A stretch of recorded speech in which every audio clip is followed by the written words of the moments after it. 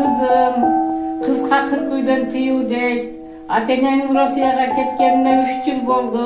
Сен акылдуу, эстүү, илимдүү, билимдүү кыз болгон.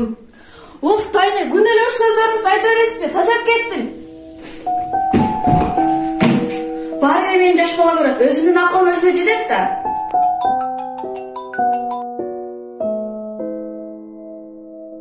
Алло. Болду.